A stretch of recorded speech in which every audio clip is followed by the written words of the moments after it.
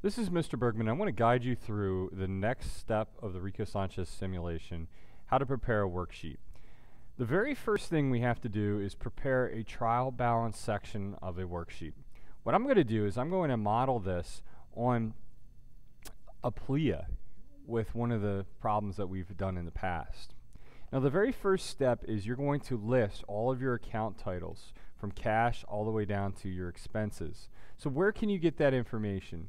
Well, on the back of your green booklet, okay, which is the general ledger right here, you can get all of the account information, all of the accounts you'll be able to list. Remember, do not write this right here where it says liabilities or owner's equity or assets or revenue or expenses, just the account names. So you're going to start here, work your way down, and end at utilities expense.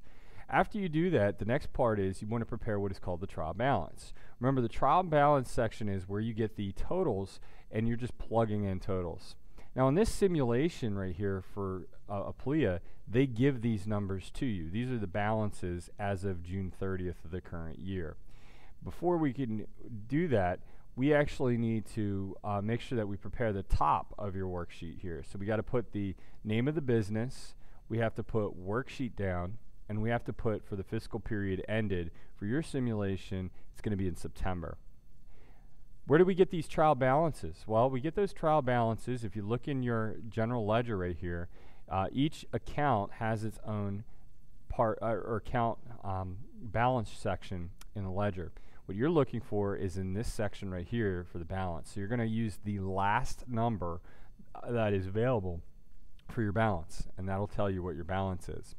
So I'm going to actually plug in these numbers, as you can see right here. So let me do that right now.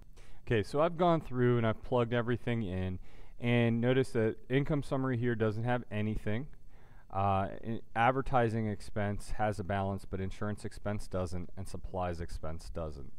The last thing I have to do is I have to make sure that my debits equal my credits, and when I do that, remember, you're going to draw a single rule all the way across, and then when your debits equal your credits, you'll do a double rule across. The next step is to do the adjustments columns. Let's check that out. Now on Rico Sanchez, they're going to give you the information right here on the adjustments. This is what the balance will be on September 30th. Going back to our example, here are the balances on June 30th for supplies and prepaid insurance. Okay, so one thing to remember is supplies right here, its balance on June 1st is $735. Its balance on the end of the month is going to be $220. So that's what we want it to become. So we have to make an adjustment. This number is bigger than this, so that means that we have to subtract. So when we subtract both of these numbers on our calculator, we should get $515. That'll be your credit adjustment. Okay? Now, we know that if we credit something, we have to debit something. So we have to debit supplies expense for $515. Now in Rico Sanchez, something that you're going to need to do is you're going to need to mark this. This is your first adjustment, so you're going to need to mark it as a letter A, okay, in parentheses. That'll let you know that that is the very, very first transaction. All right, so going back to our next example here, it has value of prepaid insurance as $800. So if we look at prepaid insurance, it is $1,200 right now, but it will become over here $800. So we have to make an adjustment. This number is bigger than this number. That means we have to subtract and find the difference.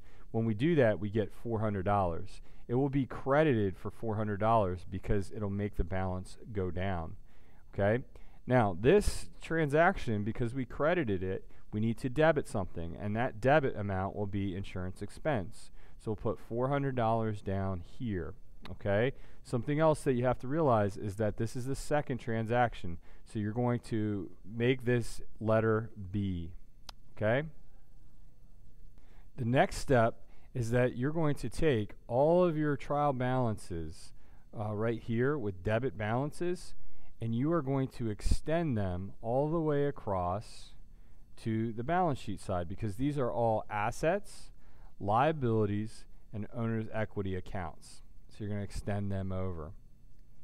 The next thing would be anything with a credit balance would be extended over. So you're going to extend this all the way over. The next thing is these balances right here have adjustments. So you're going to make sure that you extend them, okay? Make the adjustment. So 735 minus 515 equals 220. 1200 minus 400 equals 800. Now, the next thing is that you're going to extend all of your sales amounts all the way down to your expense accounts all the way across. So once again, you'll want to start with anything right here in this column, any debit balances, you'll extend that across over here. Anything with a credit balance, you'll extend across. And then anything in the adjustments column here, you'll extend across. Now when you do that, you're going to add everything up. So when you add this up, okay, this is pretty easy. This is 3,590. When you add this up, it's 3,652. Now this literally tells you that you have more expenses than sales. So this you have to label as a net loss and put that number, the difference between these two numbers when you subtract them, right here. When you do that, to double check, you need to take that 3,590 plus 62 to get 3,652, and your debits equal your credits. Now in the Rico Sanchez simulation, what's probably going to happen is this number is going to be bigger than your expenses.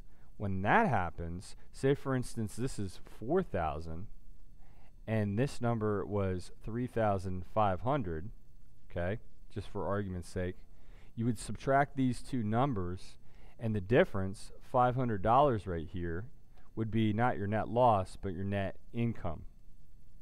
So it's very, very important that you realize the difference. Once again, you would add these two numbers up, and down here, these numbers would equal your 4,000. Okay, so the next step would be to add up this column and add up this column to get your numbers. Okay, now because this is a net loss example, what you do is you take, because you credited $62 right here, you're going to debit $62 over here. That will allow you to add up both of these numbers to make sure your debits equal your credits. In the previous example, which I shared with you, when we said that these numbers were a little bit different, we said that that's 4,000 and that's 3,500. The one thing that you want to make sure that you do is, because this is debited right here, you have to do the complete opposite over on the balance sheet side. Put $500 over here. Okay? When you add when you add these up, this number should equal this number. In the example that you see on my screen, we got the complete opposite thing happening right here. It's a net loss. So with a net loss, we still would add these two numbers and you get 6,924 and then 6,924. Remember, a couple pointers for you on Rico. Make sure that you draw a line all the way across right here for a single rule so that you can add everything up. When your debits equal your credits, make sure you have double rules. Down here, you're going to draw a single rule all the way across because you're adding up these numbers. And when your debits equal your credits, you're going to make sure that you put double rules underneath. Also, don't forget to put net income or net loss. And probably the most important thing is, please make sure that you put your account title, or not account title, but header right up here. Hope this helps.